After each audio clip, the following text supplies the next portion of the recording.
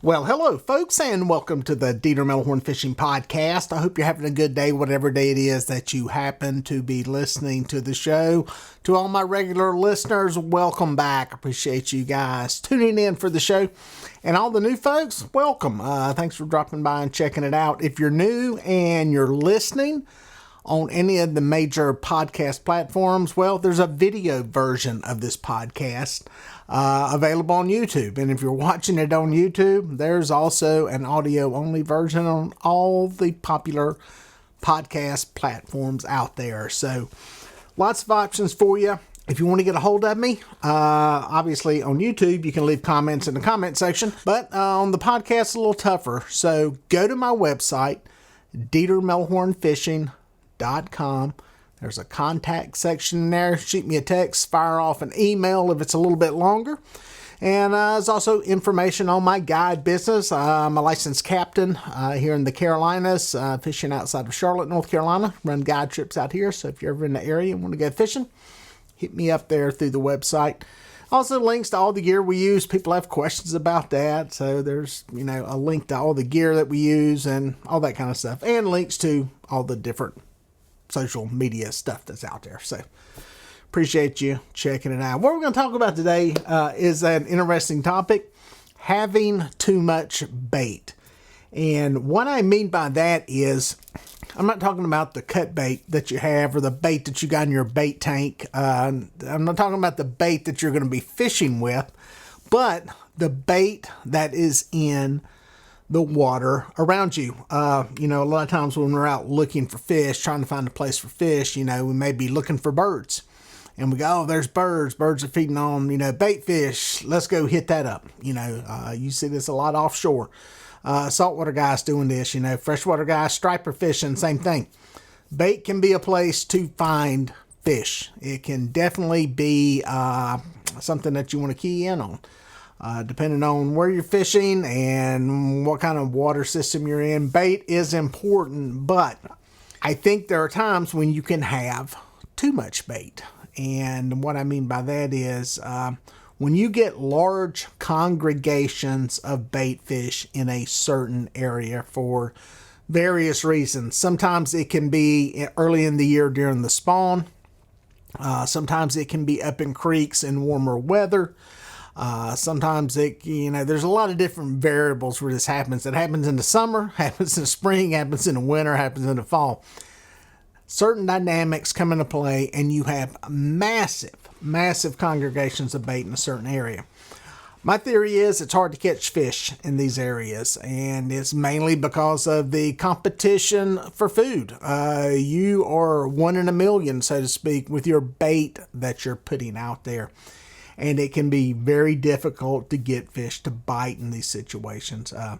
You've got fish that they become focused on hitting one thing. It may be little bitty threadfin shad.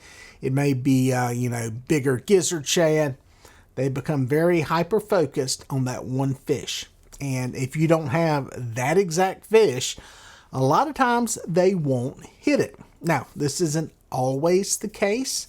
But, and there are some ways to work around that we'll get into here in a second.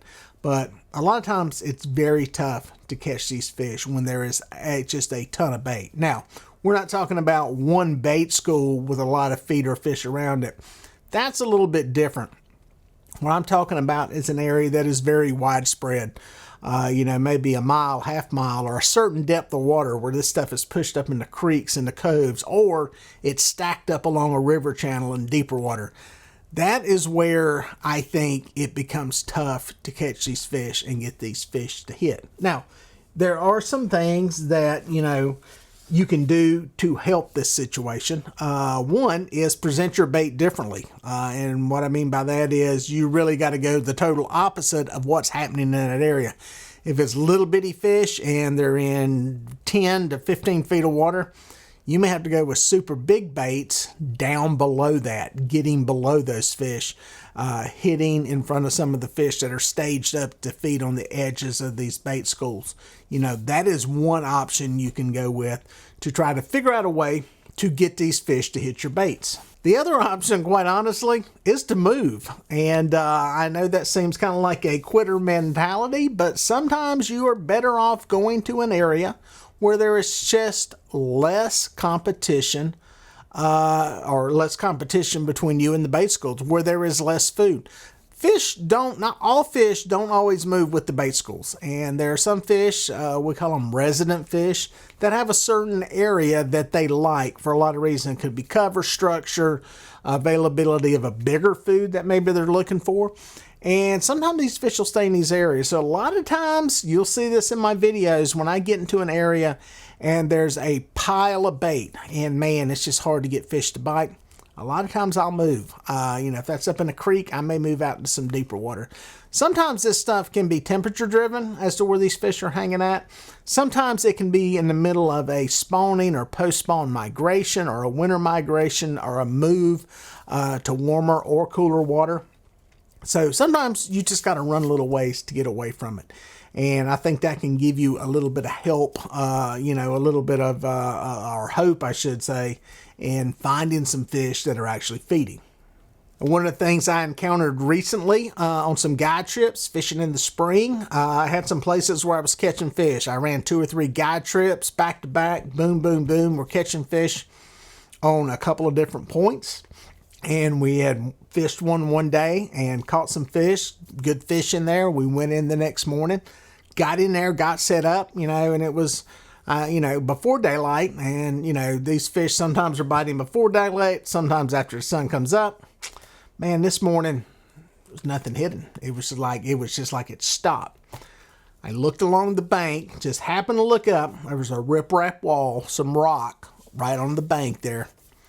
And I seen shad popping. These were spawning shad that were running the bank.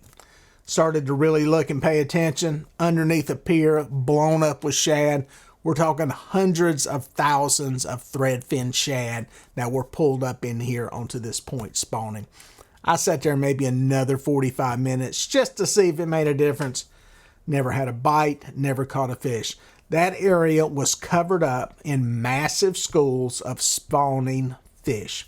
We made a move, ran about a half mile, anchored up on another point, and caught some fish on that point. There wasn't any action going on in there. Now, the funny thing is, the next morning, I said, I'm going to go back to that point, the one where we finished up at.